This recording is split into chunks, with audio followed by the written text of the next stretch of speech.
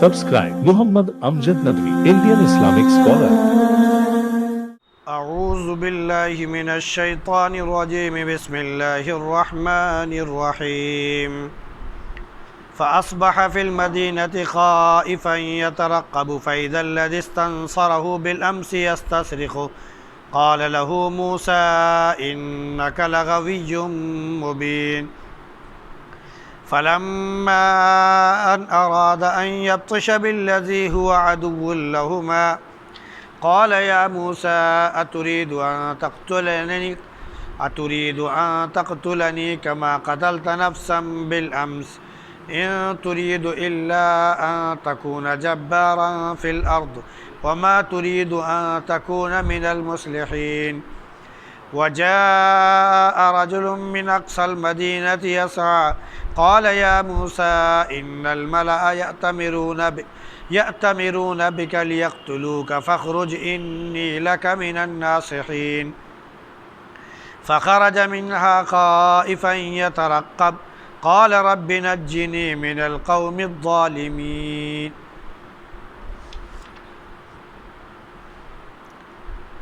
فأصبح في المدينة خائفا يترقب پھر اسی شہر میں صبح کو اٹھے ڈرتے ہوئے اور انتظار کرتے ہوئے کہ دیکھا کہ وہی شخص جس نے کل مدد مانگی تھی آج پھر وہ مدد کے لیے پکار رہا ہے۔ تو موسیٰ علیہ السلام نے اس سے کہا کہ تم صریح گمراہ ہو۔ تو جب ارادہ کیا کہ اس شخص کی گرفت کریں جو ان دونوں کا دشمن ہے، تو اس نے کہا کہ اے موسیٰ، کیا تم چاہتے ہو کہ مجھے بھی قتل کر دو جیسے کہ تم نے کل ایک شخص کو قتل کر دیا تھا، اور تم صرف یہ چاہتے ہو کہ زمین میں زبردستی کرتے پھرو اور یہ چاہتے ہو کہ تم مصلح بن کر نہ رہو۔ شہر کے ایک کنارے سے ایک شخص دوڑتا ہوا آیا اور کہا اے موسیٰ، دربار والے تمہارے سلسلے میں مشورے کر رہے ہیں کہ تمہیں قتل کر دیں، تو تم نکل جاؤ، میں تمہارا خیر خواہ ہوں۔ چنانچہ آپ وہاں سے ڈرتے ہوئے اور بچتے ہوئے نکل کھڑے ہوئے، عرض کیا میرے رب مجھے ظالم قوم سے نجات دے دیجیے۔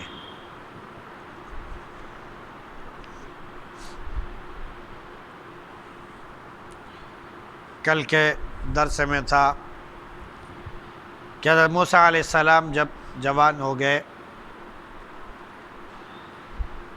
اور سمجھ بوجھ کی عمر کو پہنچ گئے، یعنی بھرپور جوانی کی عمر میں تھے اور ابھی نبوت آپ کو نہیں ملی تھی، تو ایک دن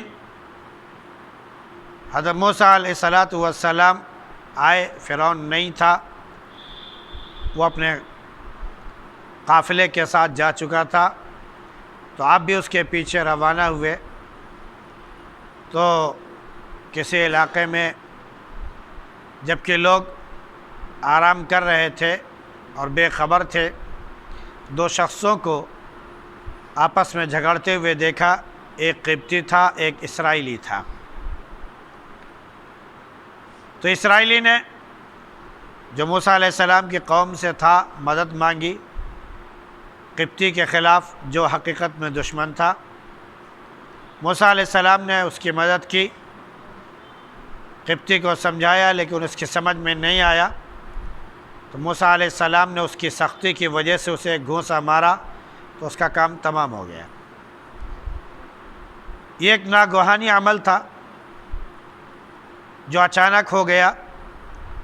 موسیٰ علیہ السلام کا ارادہ قتل کا نہیں تھا، چنانچہ آپ نے فوراً اعتراف کیا کہ یہ شیطانی عمل ہے اور وہ کھلے طور پر گمراہ کرنے والا دشمن ہے۔ چنانچہ اللہ رب العزت کی بارگاہ میں عرض کیا کہ پروردگار مجھ سے اپنے آپ پر زیادتی ہو گئی، لہذا میری مغفرت فرما دیجئے۔ اللہ نے مغفرت فرمائی کیونکہ وہ مغفرت کرنے والا رحم کرنے والا ہے۔ اب آپ کی جب مغفرت ہو گئی تو آپ نے فوراً ایک عہد کیا کہ اب آج کے بعد کبھی بھی مجرموں کا ساتھ نہیں دیں گے۔ اب یہاں سے آگے ذکر ہو رہا ہے کہ دوسرے دن موسیٰ علیہ السلام جب صبح اٹھے تو آپ کو یہ خوف بھی تھا کہ کہیں ایسا نہ ہو کہ اس کے بارے میں کسی کو پتہ چل گیا ہو، تو ناگہانی طور پر آپ کے اندر بھی ایک خوف تھا۔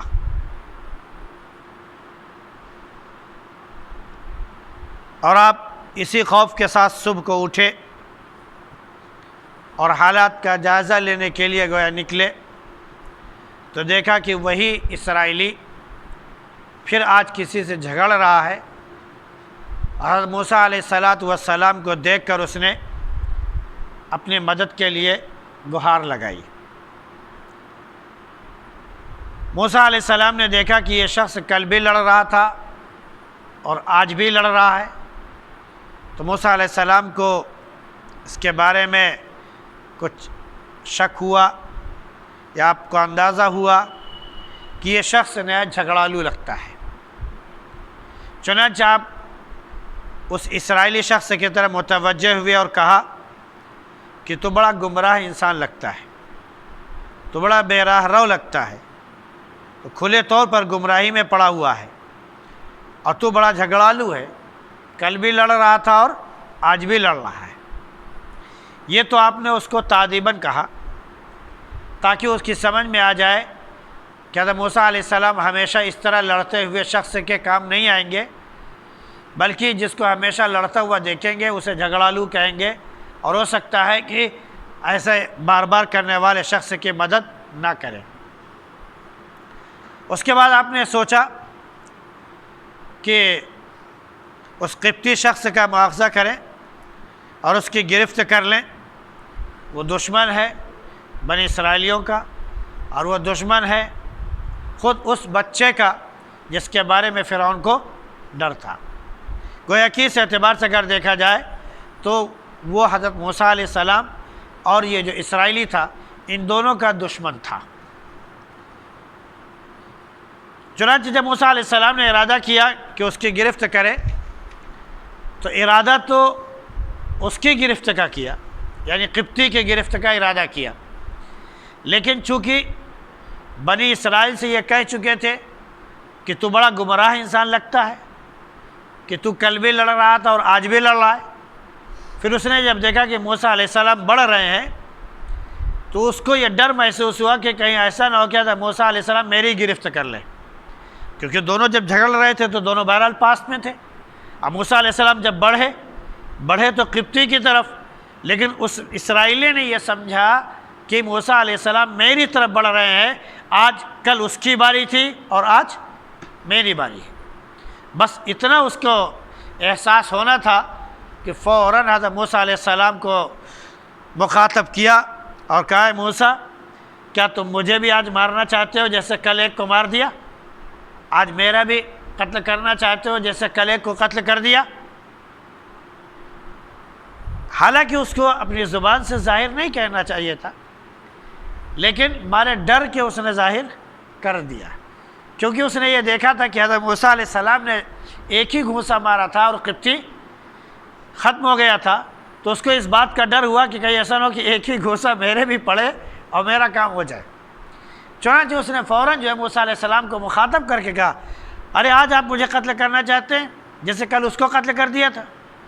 اب قبطی نے جب یہ بات سنی تو وہ جھگڑا وگڑا سب بھول گیا اور بھاگا وہاں سے، کیونکہ اس کے سمجھ میں آ چکا تھا کہ کل جو قتل ہوا تھا جس کا سراغ نہیں مل رہا تھا وہ قتل حضرت موسیٰ علیہ السلام کے ذریعے ہی ہوا۔ چنانچہ جا کر اس نے جو ہے دربار والوں کو بتا دیا۔ جب وہ اس نے بتا دیا تو اب وہاں پر جو ہے مشورے شروع ہوئے، میٹنگیں شروع ہوئیں کہ موسیٰ علیہ السلام کے ساتھ کیا کیا جائے۔ اس میں ایک تجویز یہ بھی رکھی گئی کہ موسیٰ کو قتل کر دیا جائے۔ اس میٹنگ میں کہہ لیجئے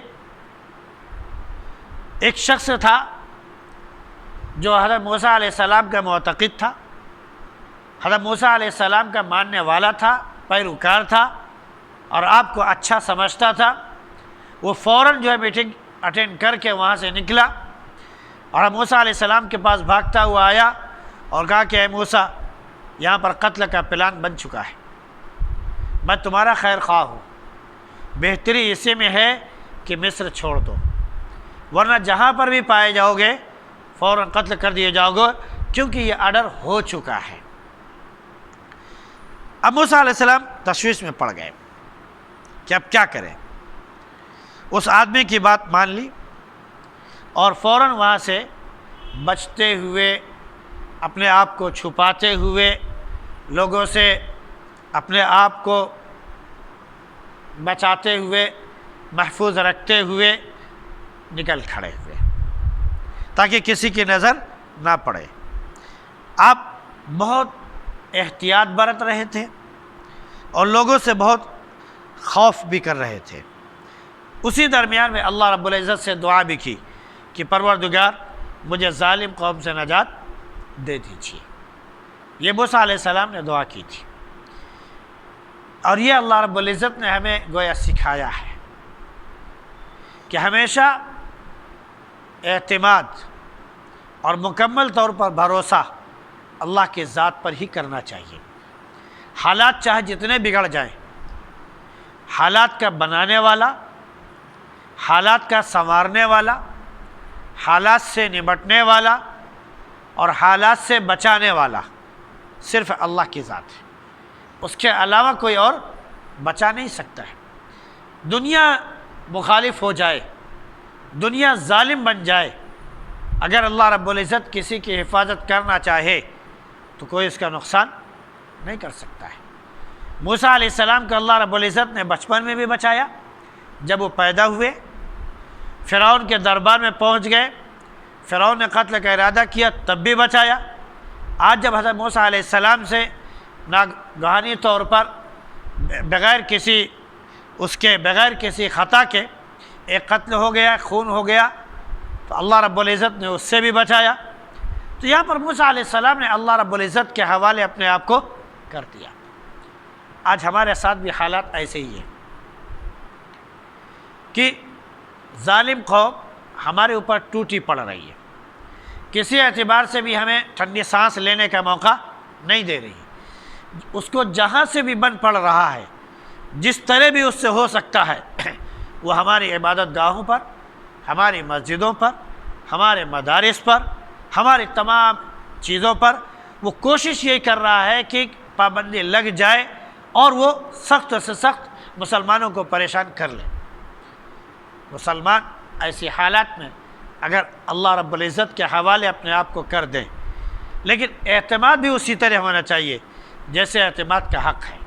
اعتماد کا حق یہ نہیں کہ ہم نماز بھی نہیں پڑھیں گے، ہم روزہ بھی نہیں کریں گے، ہم کوئی عبادت بھی نہیں کریں گے، ہم ذکر بھی نہیں کریں گے، بس اگر کوئی حالت پیدا ہو جائے، کوئی مصیبت آ جائے، بھئی اللہ بھروسے ہے، اللہ جانے۔ تو یہ اللہ پر اعتماد نہیں ہے۔ اللہ کو پکارو، اللہ کی دعائی دو، اللہ کی عبادت کرو جیسے کہ اس کی شان ہے اور عبادت کا حق ہے، اس کے بعد پھر اپنا معاملہ اللہ کے سپرد کرو۔ جب تم ابھی اللہ کے پاس آئے ہی نہیں، اللہ کے دربار میں تم حاضر ہوئے ہی نہیں، تو اپنا معاملہ اللہ کے سپرد کیسے کر رہے ہیں؟ وہ کیسے کہا جا سکتا ہے کہ تم نے اپنے مسجدوں کا حال اللہ کے حوالے کر دیا؟ عبد المطلب جب ابرہہ نے حملہ کیا تو یہ قبیلہ قریش بہت معزز خاندان سمجھا جاتا تھا۔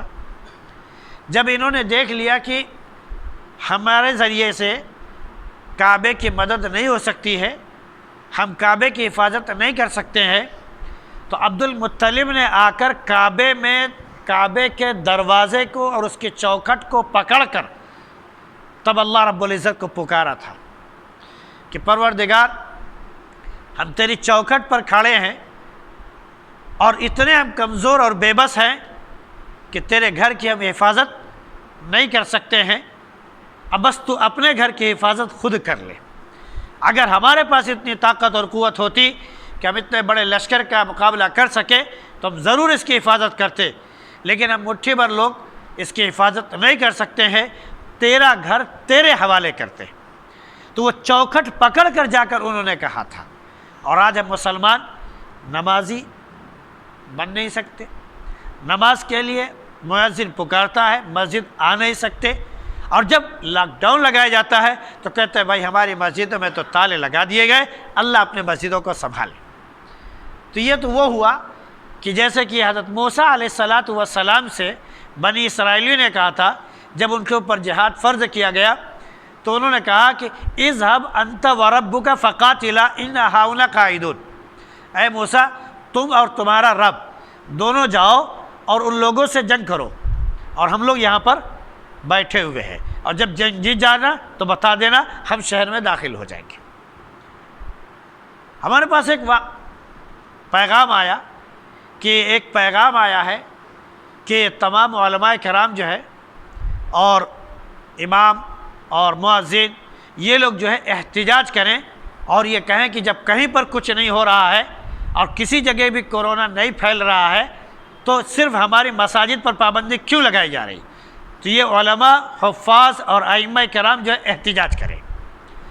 ہم نے کہا علماء تو احتجاج کریں، اور آپ کیا مسجدیں صرف علماء کے لیے ہیں، آپ کے لیے نہیں ہیں؟ کہ نہیں، ہم لوگ بھی ہیں آپ کے ساتھ، لیکن بس یہ کہ آپ لوگ آگے بڑھیں۔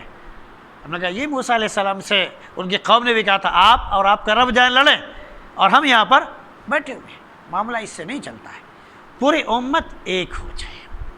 جب امت ایک ہوتی ہے، امت ایک ساتھ مل کر سامنے آتی ہے، تب اللہ رب العزت کوئی فیصلہ بھی کرتا ہے۔ اور ہم یہ سوچیں کہ نہیں صاحب وہ امام اور مؤذن وہ جانیں، جو متولی ہیں وہ جانیں، بقیہ ہم تو اپنے گھر میں بیٹھے ہوئے ہیں، ہم اپنی دکان سنبھال رہے ہیں، ہم اپنا کاروبار دیکھ رہے ہیں، مسجد کھل جائے تو جو نمازی ہیں وہ تو پہنچ جائیں گے، جو نہیں ہیں وہ تو جیسے پہلے تھے ویسے آج بھی ہیں۔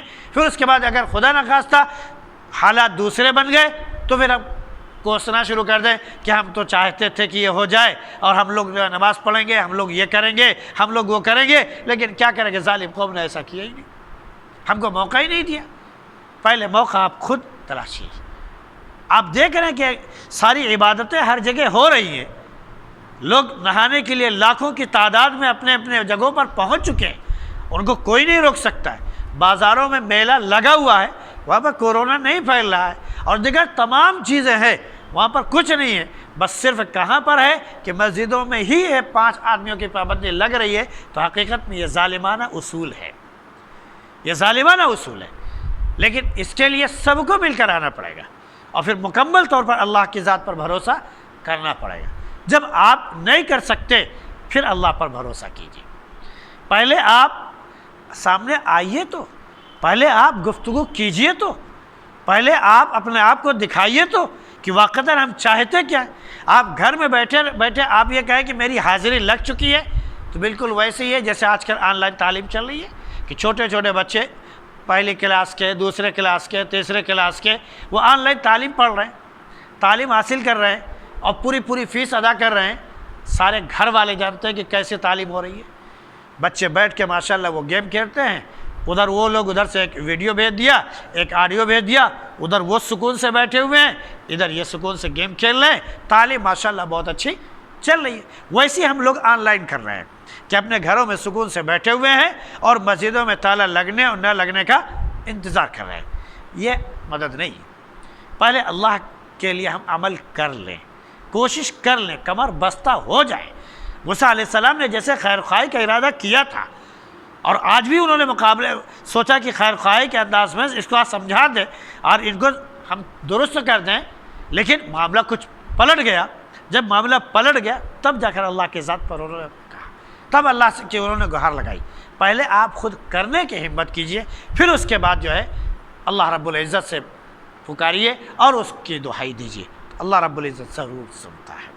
اللہ رب العزت ہم سب کو قرآن سمجھنے کی اور اس کا صحیح سے مفہوم، جیسے کہ اس کا مفہوم ہے، کیونکہ قرآن کے 2 مفہوم ہیں۔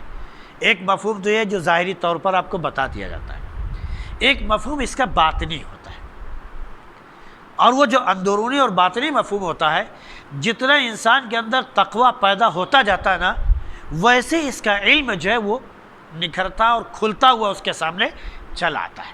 وہ علم سامنے پڑھنے سے، کتابوں کے پڑھنے سے نہیں ہوتا، وہ علم تقوی سے آتا ہے۔ وہ قرآن کی جو باریکی ہے فی نفسی ہی، وہ تقوی کے ذریعے پھر پیدا ہوتی ہے۔ وہ علم سب سے اعلیٰ علم ہے۔ اللہ رب العزت ہم سب کو وہی علم نافع عطا فرمائے۔